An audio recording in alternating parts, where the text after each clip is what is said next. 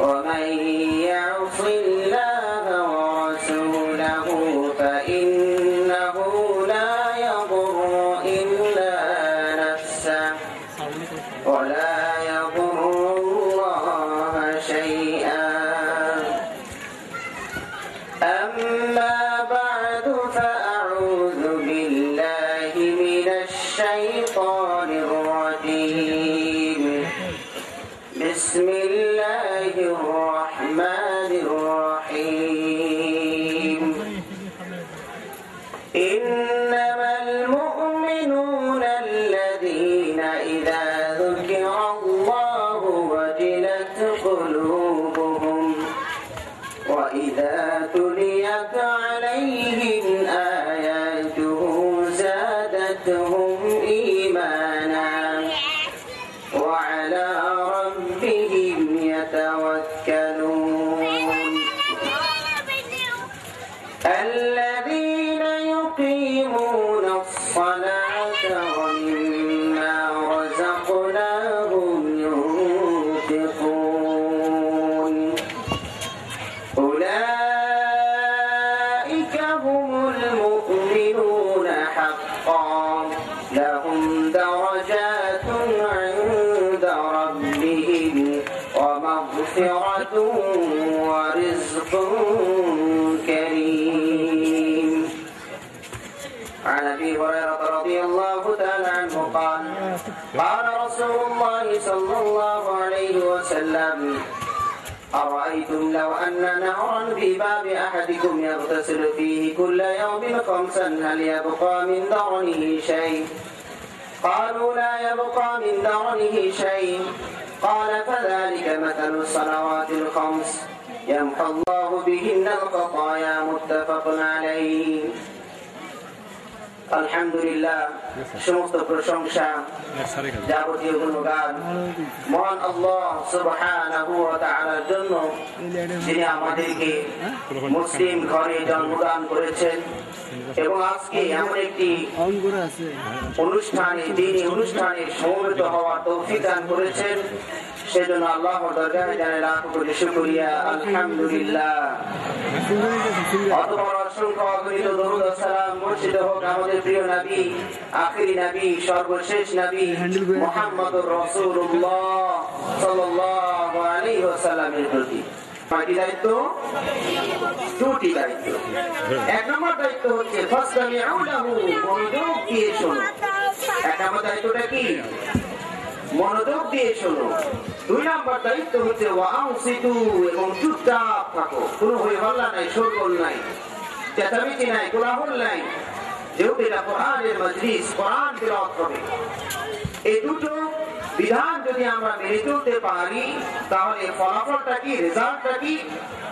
আল্লাহ রাব্বুল আলামিন সঙ্গে সঙ্গে ঘোষণা করছেন লাআল্লাকুম তুরহামুন, তাহলে অবশ্যই তোমাদের উপর কি করা হবে? রহম করা হবে। বলি আলহামদুলিল্লাহ। তাহলে আমরা কি আল্লাহর রহম পেতে রাজি আছি? তাহলে আমাদেরকে দুটো দায়িত্ব পালন করতে হবে। পাশাপাশি আমাদের প্যান্ডেলের আশপাশে যে সকল ভাইয়েরা আছে, প্রতিকাতারা আছে, তাদেরকে দৃষ্টি আকর্ষণ করে বলি কোরআনের মাদ্রাসায় কোন রকম বিঘ্ন ঘটুক, এটা কি কেউ কোন মুসলিম কামনা করতে পারে? এটা সবাই বলুন তো, কোন মুসলিম এটা কামনা করতে পারে? পারে না। যারা হই হল্লা করবেন, চেঁচামেচি করবেন, তাদেরকে আল্লাহ রাব্বুল আলামিন মুসলিম বলে পরিচয় দেননি, তাদেরকে ভিন্ন ভাষায় চিহ্নিত করেছেন। আল্লাহ রাব্বুল আলামিন পবিত্র কোরআনে বলেন وقال الذين كفروا لا تسمعوا لهذا القرآن والغوا فيه لعلكم تغلبون। আল্লাহ রাব্বুল আলামিন বলেন, আর কাফেররা বলে, কারা বলে? কাফেররা বলে, কি বলে? লা তাসমাউ লিহাযাল কুরআন, এই কোরআন তোমরা শুনিও না, এই কোরআন তোমরা শুনিও না, বরং উল্টো কাজ করো। আলগাউ ফীহি লাআল্লাকুম তাগলিবুন, বরং এই কোরআন যখন পাঠ করা হবে তখন তোমরা হই হল্লা করো, শোরগোল করো, তাহলে তোমরা বিজয় লাভ করতে পারবে। এই বক্তব্যটা কাদের? একটু চিল্লিয়ে বলুন না।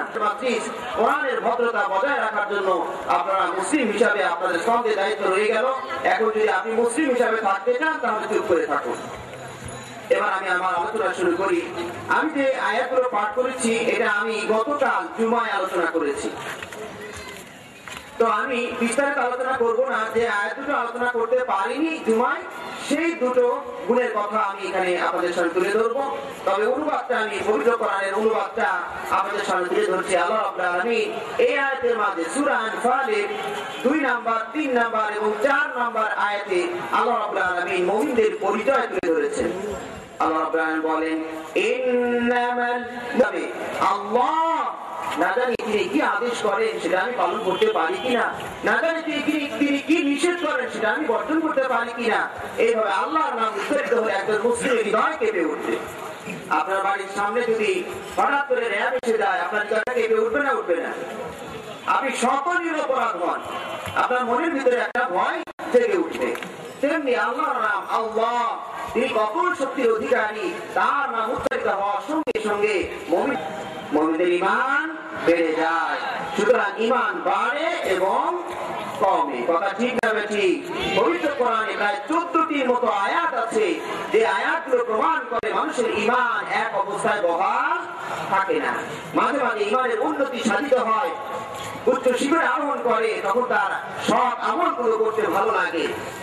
আবার আস্তে আস্তে ঈমানটা নামতে নামতে এত নিচে নেমে যায় যে তার কাছে ভালোটা ভালো মনে হয় না, মন্দটাই ভালো মনে হয়। কথা ঠিক না ঠিক?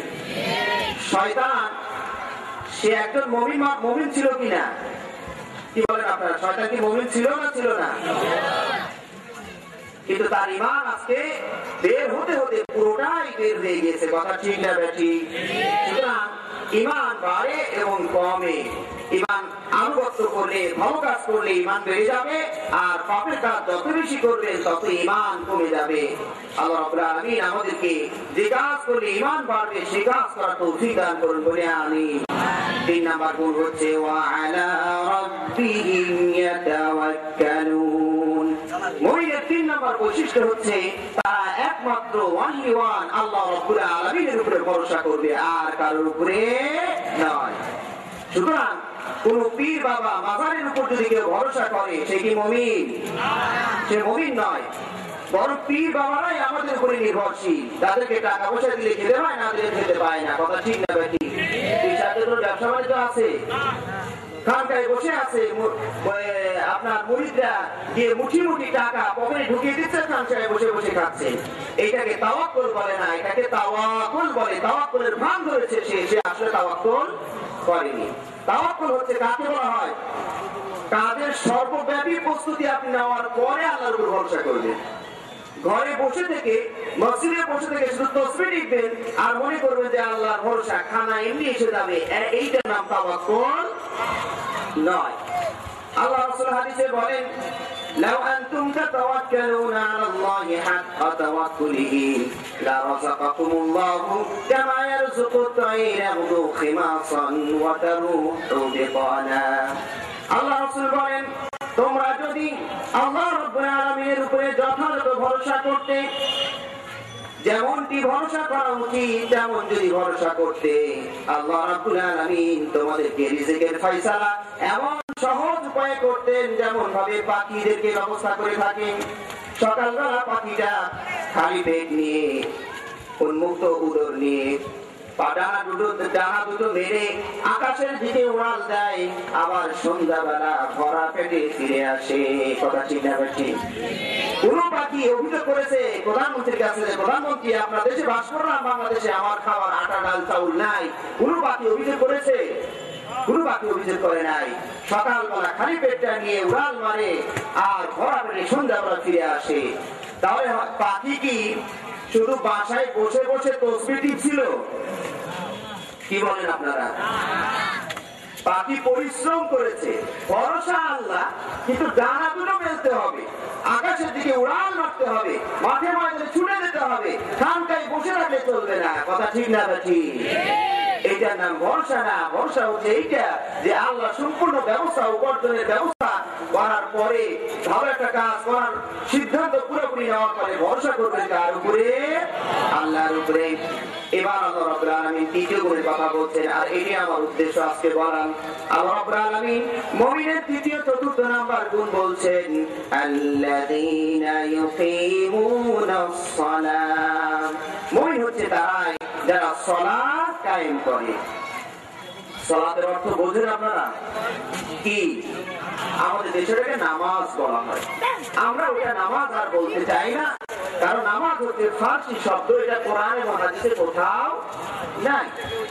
ইসলামের 5টি রোকন, কালিমা আরবি দিয়ে শুরু, আরবি দিয়ে শেষ, মাঝখানে দুটো ফার্সি কোন আল্লাহর বান্দা কখন ঢুকিয়ে দিয়েছে ইতিহাস পাওয়া যায়। কালিমা, এরপরে নামাজ, রোজা দুটো ফার্সি, আবার হজ এবং যাকাত দুটো আরবি। তাহলে আল্লাহ রাসূল কি ফার্সি বলছিলেন নাকি? তিনটে আরবি থাকলো, মাঝখানে ফার্সি কোন আল্লাহ বান্দা ঢুকিয়ে দিল, জানি না ইতিহাস। তবে যখন বুঝতে পেরেছি এটা আল্লাহ দেওয়া নাম নয়, রাসূলের দেওয়া নাম নয়, তখন আমরা আবার আল্লাহ দেওয়া নামে ফিরে আসতে চাই। কথা ঠিক না ঠিক? আল্লাহ এই ইবাদতটাকে যে নামে নামকরণ করেছেন, আল্লাহ রাসূল সাল্লাল্লাহু আলাইহি ওয়াসাল্লাম এই ইবাদতটাকে যে নামে নামকরণ করেছেন, তার চেয়ে উত্তম নাম সৃষ্টির সব মিলে যদি একত্রিত হয় সম্ভব? কি বলে সম্ভব? সুতরাং আল্লাহ দেওয়া নাম সালাত, আল্লাহ দেওয়া নাম সাওম। আমরা এই পরিভাষায় আবার ফিরে আসি, তাহলে কোরআন বুঝতে আমাদের কি হবে? সহজ হবে। কথা ঠিক না বেটি?